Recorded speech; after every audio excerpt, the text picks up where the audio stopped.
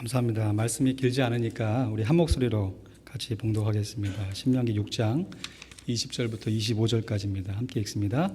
후일에 내 아들이 내게 묻기를 우리 하나님 여호와의 명하신 증거와 말씀과 규례와 법도가 무슨 뜻이뇨 하거든 너는 내 아들에게 이르기를 우리가 옛적에 애굽에서 바로의 종이 되었더니 여호와께서 권능의 손으로 우리를 애굽에서 인도하여 내셨나니 곧 여호와께서 우리의 목전에서 크고 두려운 이적과 기사를 애굽과 바로와 그 온 집에 베푸시고 우리 열조에게 맹세하신 땅으로 우리에게 주어 들어가게 하시려고 우리를 거기서 인도하여 내시고 여호와께서 우리에게 이 모든 규례를 지키라 명하셨으니 이는 우리로 우리 하나님 여호와를 경외하여 항상 복을 누리게 하기 위하심이며 또 여호와께서 우리로 오늘날과 같이 생활하게 하려 하심이라.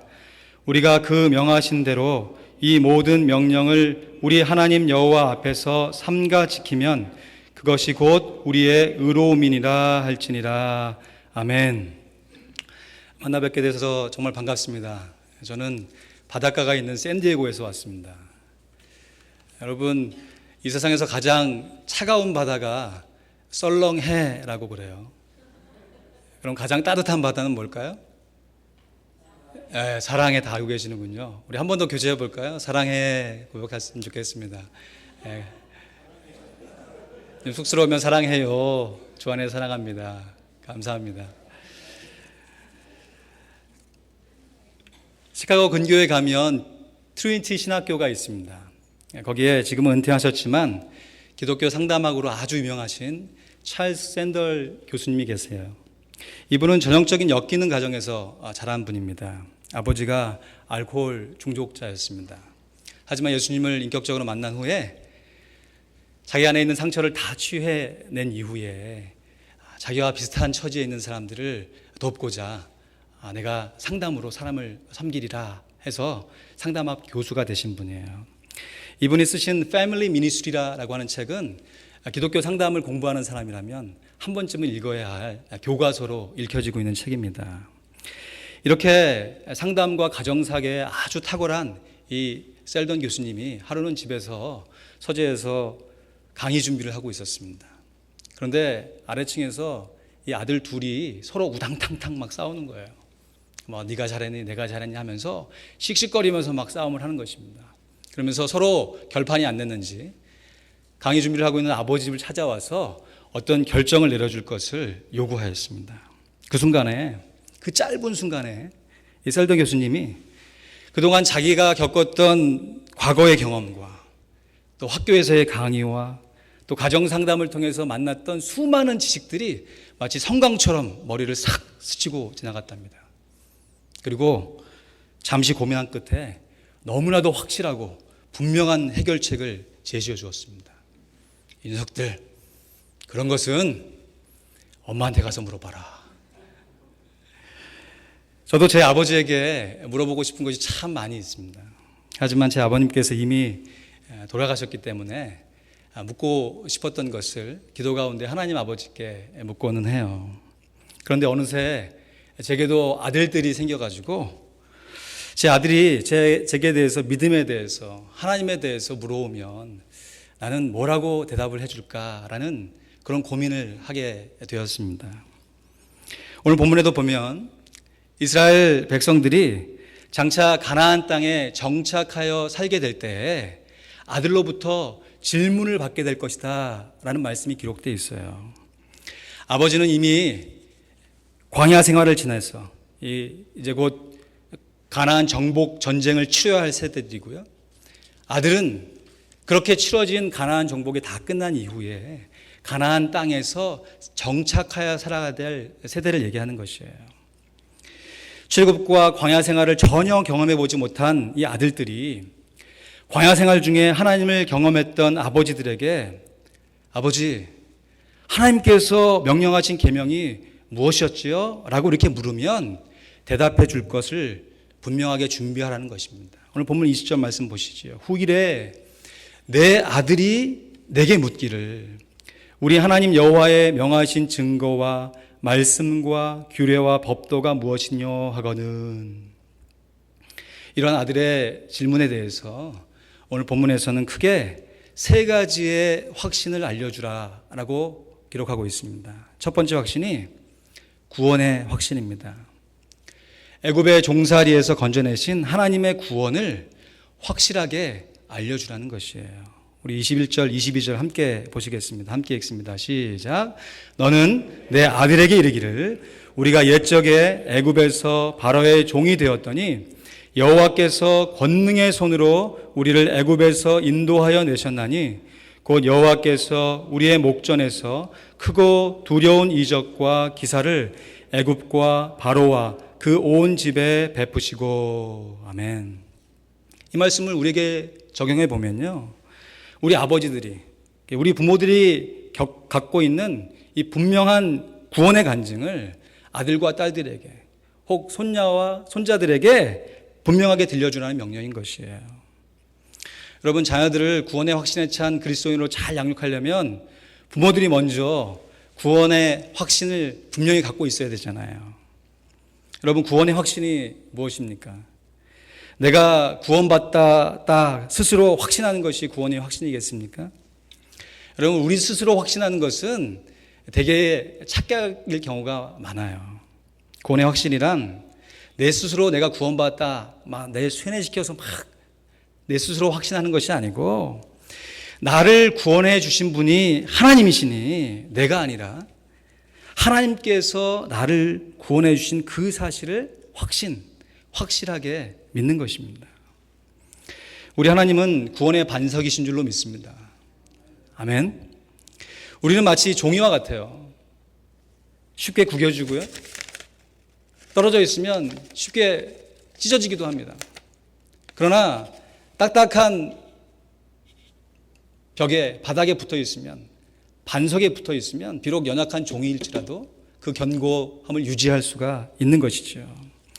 우리가 옛적에 애굽에서 바로의 종이 되었더니, 누가 이스라엘 백성들을 애굽에서 구원하셨다고 고백하고 있습니까? 여호와께서, 내가 아니라 여호와께서 무엇으로요? 권능의 손으로 우리를 구원하셨습니다. 여러분, 하나님은 영이시기 때문에 우리 사람처럼 이런 손이 있을 수가 없으세요. 여기서 말하는 여호와의 권능의 손이란 하나님을 의인화해서 표현한 것이죠. 하나님의 은혜를 여호와의 권능의 손으로 은유적으로 표현하고 있는 것이에요. 여러분, 이제 에베소서 2장 8절 구절도 암송하실 것인데요, 암송 구절에 너희가 그 은혜를 인하여 믿음으로 말미암아 구원을 얻었나니 이것이 너에게서 난 것이 아니요 하나님의 선물이라. 행위에서 난 것이 아니니 이는 누구든지 자랑치 못하게 함이니라. 하나님의 권능의 손이란 다름 아닌 하나님의 은혜를 표현하고 있는 것이에요. 이스라엘 백성들이 애굽의 종살이에서 해방된 것은 여호와의 권능의 손, 즉 하나님의 은혜로 되어진 것입니다. 우리들이 예수 그리스도로 말미암아 죄의 종살이에서 해방된 것 역시 하나님의 은혜인 줄로 믿습니다. 제 어머니께서 즐겨 부르시던 찬송가가 있어요. 찬송가 459장인데요. 지금까지 지내온 것 주의 크신 은혜라. 아시는 분 같이 찬양해 볼까요? 지금까지 지내온 것 주의 크신 은혜라. 한이 없는 주의 사랑 어찌 이루 말하랴. 자나깨나 주의 손이 항상 살펴주시고 모든 일을 주 안에서 형통하게 하시네. 자나깨나 주의 손이 우리와 함께 하십니다. 하나님의 은혜가 우리와 함께하고 계신 것이에요. 우리들이 하나님의 권능의 손으로, 하나님의 은혜로 구원을 받은 것입니다. 어떤 사람들은 하나님의 권능의 손으로 구원받았다고 하니까 하나님이 손을 이렇게 탁 내밀면 내민 손을 나도 이렇게 탁 악수하듯이 탁 잡아야 된다라고 잘못 생각하는 사람도 있어요. 여러분, 이것은 하나님이 우리의 손을 잡아주신 것이 아니고요, 우리의 손목을 잡아주신 거예요. 하나님의 은혜로, 하나님의 권능의 손으로 우리의 손목을 잡아주신 것이에요. 하나님께 손목을 잡힌 사람은 어떻게 되겠어요? 하나님의 손을 맞잡고 살아가는 것이 이 땅에서 우리가 살아가는 신앙생활인 것이지요. 이것은 하나님의 은혜로 구원받은 것에 우리의 노력이나 행위를 섞는 행위가 아니라 철저하게 하나님의 권능의 손으로 구원받은 사람이 그 은혜에 감사하며 행하는 섬김의 모습인 것입니다. 이렇게 분명한 구원의 확신을 갖고 있는 부모라면 자녀들에게 권능의 손으로 이루어진 구원의 확신을, 하나님의 은혜로 얻게 된 구원의 확신을 분명하게 알려줘야 합니다. 사랑하는 아들아, 하나님께서 권능의 손으로 아빠를 구원해 주셨단다. 사랑하는 내 딸아, 하나님께서 엄마를 하나님의 은혜로 구원해 주신 거야. 우리의 구원은 오직 하나님의 권능의 손, 하나님의 은혜로 인한 것입니다. 자녀들에게 알려줘야 할 두 번째 확신은 인도의 확신입니다. 구원의 확신을 갖고 살아가는 부모들은 구원 이후에 비록 광야 같은 인생살이일지라도 우리를 돌보시고 계신 하나님의 인도하심을 자녀들에게 확실하게 알려줘야 합니다. 23절 보시니까 우리 열조에게 맹세하신 땅으로 우리에게 주어 들어가게 하시려고 우리를 거기서 인도하여 내시고 했습니다. 짧은 구절이지만 이 문장 속에는 이스라엘 백성들의 광야 생활 40년의 세월이 녹아있는 것이에요. 하나님께서 이스라엘 백성들을 애굽의 종살이에서 구원하여 주셨습니다. 그리고 장차 가나안 땅에 들어가서 살기 전에 40년의 광야 생활을 인도하셨어요. 물론 이스라엘 백성들의 입장에서 보면 정착하여서 생활하는 것보다 이리저리 떠돌아다니는 광야 생활이 훨씬 더 힘들고 고단하였을 것이에요. 적게는 3, 4일에 한 번씩 짐을 다 꾸려가지고 이사를 해야 됐고, 또 언제 떠날지 모르는 그 상황 가운데 1년이 됐든 2년이 됐든 한 곳에 머물러 지내야 했습니다. 잠정적인 생활을 했던 것이죠. 그럼에도 이스라엘 백성들은 이러한 잠정적인 생활 속에서도 하나님의 인도하심을 매일같이 경험하며 살았던 것이에요. 미국에 이민자로 살게 되니까 이런 비슷한 경험을 하시는 분들을 종종 보게 돼요. 제가 섬기는 교회에서 신방을 갔는데 웬걸 집에 딱 들어갔는데 가구가 없는 거예요. 가구가. 이분이 형편이 어려우신 분이 아닌데 왜 가구가 없을까, 이렇게 말씀을 나누다 보니까 이분이 나름 계획을 세워가지고 미국에 왔습니다. 그리고 이제 미국 생활을 다 정리하고 한국으로 다시 돌아갈 계획을 세웠어요. 근데 일이 좀 어떻게 잘못돼서 미국에 더 살게 된 것이에요. 이제 이사짐 정리 다 하고 이제 한국으로 들어갈 걸 생각했는데 더 살게 되니까 이거는 전에 샀던 가구를 또 사자니 낭비하는 것 같고, 안 사자니 좀 불편하고 어정쩡하고, 뭐 이러한 잠정적인 생활 가운데 그냥 가구 없이 TV 하나 덩그러니 놓고 생활하시더라고요. 여러분, 사람이 이렇게 잠정적인, 미래가 불안하고 언제 떠날지 모르는 상황 가운데 처해지게 되면 누구나 예외 없이 그 입 가운데 감사보다는 불평이 터져나오게 돼 있어요. 여러분, 출애굽기 읽다 보면 여러분 좀 이해가 안 간다 싶은 생각 들지 않으세요? 이스라엘 백성들 너무 미련하다. 분명히 하나님께서 이렇게 인도하시고 만나로 먹여주시고 하나님의 은혜를 베푸시는데 조금 좋은 일 있으면 막 좋다 하다가, 아니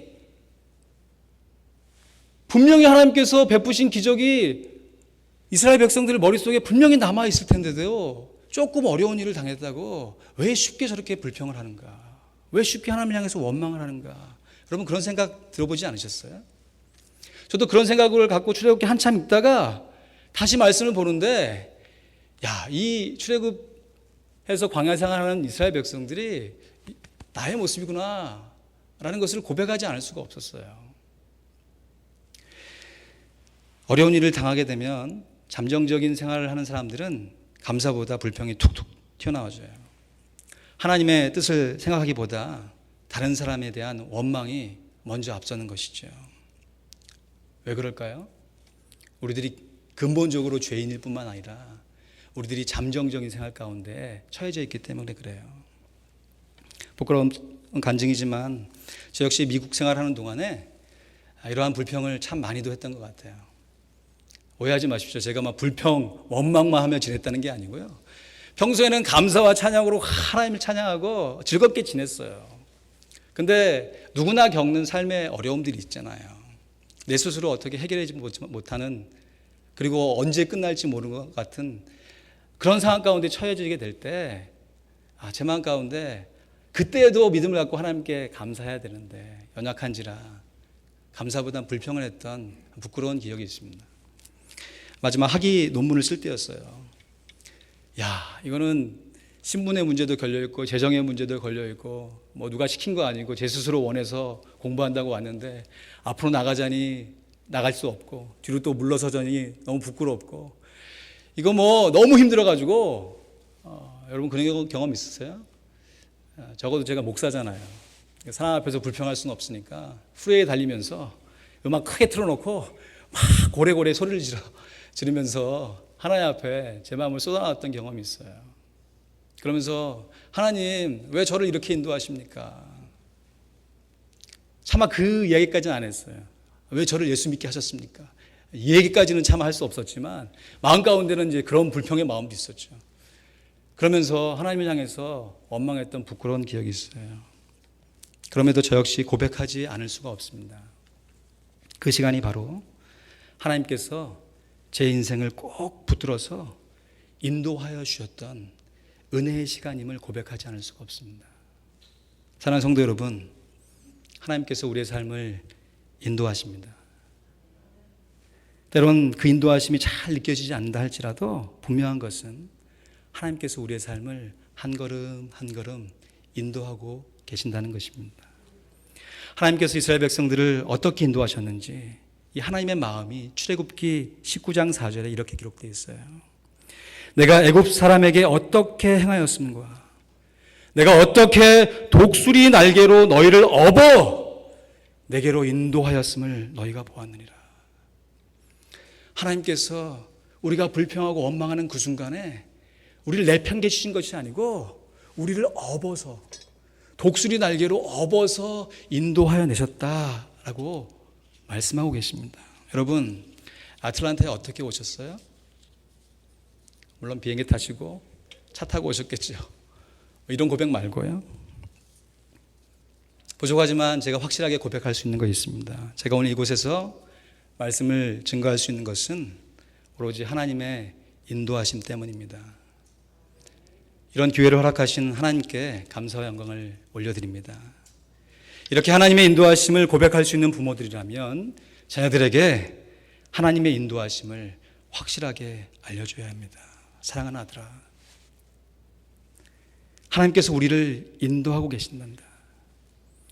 하나님께서 우리의 인생을 이렇게 인도하셨단다. 때론 힘이 들어서 쓰러질 때도 있었지만 하나님께서 아빠를 다시 일으켜 세워주셨지. 사랑하는 내 딸아, 하나님께서 나의 인생을 인도하셨던 것처럼 너의 인생도 그렇게 인도하실 거야. 때론 하나님의 인도하심을 잘 못 느낄 때도 있겠지만 그때가 하나님께서 우리를 등에 업어서 인도하고 계시는 것이란다. 자녀들이 이렇게 구원의 확신과 인도의 확신을 알려줄 수 있는 부모라면 마지막 세 번째로 순종의 확신을 알려줘야 합니다. 하나님 말씀에 순종하되 끝까지 순종하는 것을 우리의 삶으로 본을 보여줘야 하는 것이에요. 오늘 24절 말씀 우리 한 목소리로 크게 읽습니다. 시작. 여호와께서 우리에게 이 모든 규례를 지키라 명하셨으니 이는 우리로 우리 하나님 여호와를 경외하여 항상 복을 누리게 하기 위하심이며 또 여호와께서 우리로 오늘날과 같이 생활하게 하려 하심이라. 하나님의 말씀에 순종하면 복을 받는 줄로 믿습니다. 아멘입니까? 아멘입니다. 그런데 말씀에 순종하면 복을 받게 되지만 그 이전에 하나님의 말씀에 순종할 수 있는 것 그 자체가 우리에게 복이 되는 것이에요. 하나님은 우리들의 영적인 부모님이십니다. 영적인 부모님 되신 하나님께서 영적인 자녀들에게 이런저런 명령을 주시는 것, 과연 누구를 위한 것이겠어요? 철부지 자녀들 때론 부모님의 마음을 오해하죠. 엄마가 아침 잘 차려놓고 반찬 한 가지만 먹지 말고 골고루 다 먹어야 돼. 브로콜리 먹어라, 브로콜리. 그러면 자녀들이 엄마가 내 건강을 생각해서 이렇게 정성스럽게 음식을 차려주고 골고루 먹으라고 하는구나 라고 해서 순종하는 자녀들이 몇이나 되겠습니까? 대부분의 자녀들은 부모님의 마음을 오해하죠. 내 먹고 싶은 거 못 먹게 하는 엄마, 내가 하고 싶은 거 못하게 하는 아빠, 이렇게 부모님의 마음을 오해하잖아요. 그러나 하나님께서 우리의 영적인 부모이시라면 우리들도 하나님을 향해서 하나님을 잘못 오해할 때가 너무나도 많은 것 같아요. 하나님의 심정이 신명기 10장 12절 13절 말씀에 또 이렇게 기록되어 있어요. 이스라엘아, 내 하나님 여호와께서 내게 요구하시는 것이 무엇이냐? 곧 내 하나님 여호와를 경외하여 그 모든 도를 행하고 그를 사랑하며 마음을 다하고 뜻을 다하여 내 하나님 여호와를 섬기고 내가 오늘 내 행복을 위하여 내게 명하는 여호와의 명령과 규례를 지킬 것이 아니냐. 말씀에 순종하는 것 그 자체가 바로 우리가 이 땅 가운데 누리는 행복이라는 것이에요. 제 아내가 믿음의 4대째 집안에서 자랐습니다. 참 제가 부러워하는 점이에요. 왜냐하면 저는 믿음의 1세대이기 때문에 그래요. 물론 어머님께서 눈물로 기도하시며 저를 키워주셔서 이나마 사역을 감당하고 있습니다. 참 안타까운 것은 제 아버님께서 예수님을 안 믿고 돌아가셨어요.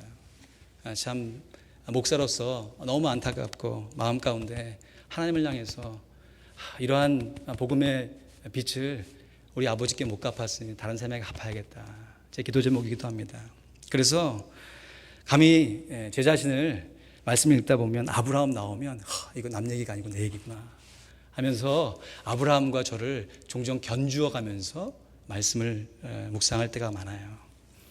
한 번은 창세기를 읽다가 제가 깜짝 놀란 적이 있어요. 그래서 하나님께서 아브라함을 부르시고 아브라함에게 복을 주신 내용이 이 창세기 18장에 기록되어 있는데 하나님이 아브라함을 왜 불러주셨는가? 이 18절 19절 말씀이 이렇게 기록되어 있어요. 아브라함은 강대한 나라가 되고 천하 만민은 그를 인하여 복을 받게 될 것이 아니냐. 내가 그로 그 자식과 권속에게 명하여 여호와의 도를 지켜 의와 공도를 행하게 하려고 그를 택하였나니 이는 나 여호와가 아브라함에게 대하여 말한 일을 이루려 함이니라. 빨간 글씨로 표시해놨죠. 내가 그로 그 자식과 권속에게 명하여 여호와의 도를 지켜 의와 공도를 행하게 하려고 아브라함을 택하셨다는 것이에요. 쉬운 성경에는 이렇게 기록되어 있어요. 나는 아브라함이 자기 자녀들과 자손들을 가르쳐 여호와의 길을 잘 따르게 하기 위해서 그를 선택했다. 하나님께서 믿음의 1세대인 아브라함을 선택하신 것은 그냥 아브라함만을 위한 것이 아니고 아브라함의 자손들 후손들이 하나님의 말씀에 순종하는 사람이 되도록 아브라함을 선택하여 주셨다는 것이에요. 그러므로 믿음의 부모들은 하나님의 말씀에 순종할 것을 자녀들에게 말씀으로 삶의 본으로 가르쳐야 하는 것이죠. 험한 이 세상이지만 그래도 말씀으로 충분히 살아갈 수 있다는 것을 믿음으로 알려줘야 하는 것이에요. 하나님의 말씀대로 사는 것이 오히려 더 행복하게 살 수 있다는 것을 우리의 삶으로 가르쳐야 하는 것이에요. 특별히 교회가 일에 앞장서야 하는 것이에요. 여러분, 교회가 무슨 뜻입니까? 교회, 가르칠 교, 모일, 회. 가르치는 모임, 가르치는 장소예요. 뭘 가르칩니까? 하나님의 말씀에 순종하여 지킬 것을 가르치는 곳이 바로 교회인 것이에요.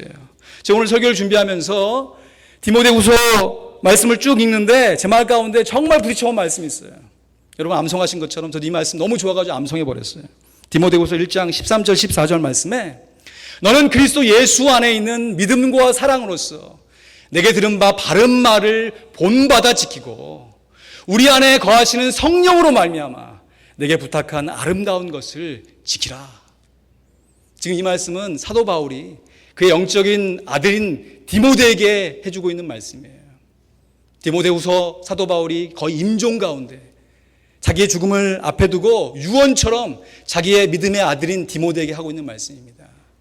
임종을 앞둔 아버지가 자기 아들을 불러놓고 마지막 당부를 하는 것처럼 사도 바울이 디모데에게 이렇게 권면하는 것이에요. 너는 그리스도 예수 안에 있는 믿음과 사랑으로서 내게 들은 바 바른 말을 본받아 지키라.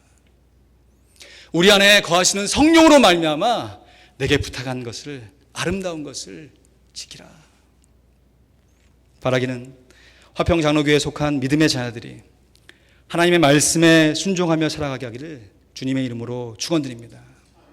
이러한 복을 누리기 위해서 먼저 부모된 우리들이 먼저 하나님의 말씀에 순종하며 살아갈 수 있길 간절히 소원합니다. 말씀을 맺겠습니다. 머지않아 어쩌면 우리 가운데 경험하신 분들도 계실 거예요. 우리의 자녀들이 우리가 섬기고 있는 하나님에 대해서, 우리가 갖고 있는 믿음에 대해서 물어올 것이에요. 아들이 묻거든, 우리의 자녀들이 우리에게 물어오거든, 그런 것은 교회 전도사님한테 가서 물어봐라. 그러시지 마시고요. 우리가 갖고 있는 우리의 믿음에 대해서, 우리가 확신하고 있는 것에 대해서 분명하게 알려줄 수 있어야 하는 것이에요. 저도 제 아들들에게 이렇게 대답해 주리라 다짐하며 때로는 연습하며 기도하고 있습니다. 이제 곧 제 아들들이 이렇게 물어볼 것 같아요. 아들이 묻거든, 그래, 하나님께서 아빠를 구원해 주셨단다. 여호와 하나님께서 권능의 손으로 아빠를 구원해 주셨지. 그리고 그 하나님께서 지금 아빠의 삶을 인도하고 계신단다. 때론 하나님의 인도하심을 잘 느끼지 못할 때도 있었지만 뒤돌아보면 언제나 항상 하나님의 인도하심이 아빠와 함께하고 있었단다. 그리고 무엇보다도 하나님의 말씀에 순종하며 살아가는 것이 우리가 이 땅에서 누릴 가장 큰 자산이요 행복이란다. 내가 커서 돈을 많이 버는 것도, 유명한 사람이 되는 것도, 똑똑한 사람이 되는 것도 좋은 것이지만 그 무엇보다 더 중요한 것은 하나님의 말씀에 순종하여 살아가는 것이란다. 세 가지 확신입니다. 오직 하나님의 은혜로만 얻게 된 구원의 확신, 감사하며 살아가는 인도의 확신, 말씀을 지키며 복을 누리는 순종의 확신. 5월 가정의 달을 보내고 있습니다. 오늘 말씀이 교훈하고 있는 이 세 가지 확신을 우리의 자녀들을 위해, 혹은 우리의 손주들을 위해서 잘 준비하며 삶으로 본을 보이며 살아가는 우리 화평장로교회 모든 성도님들 되시기를 우리 주님의 이름으로 축원드립니다. 기도하겠습니다. 하나님 아버지, 감사합니다. 우리로 하여금 예수 그리스도를 믿게 하셔서 하나님의 자녀가 되게 하신 것 진심으로 감사합니다. 이것이 우리의 노력이나 행위로 된 것이 아니고 오직 하나님의 은혜로 된 것임을 믿습니다. 우리가 구원받은 이후에 곧바로 천국에 가지 않고 이 땅 가운데 살아가면서 하나님의 인도하심을 매일같이 누리며 살아갈 수 있게 해주신 것 감사합니다.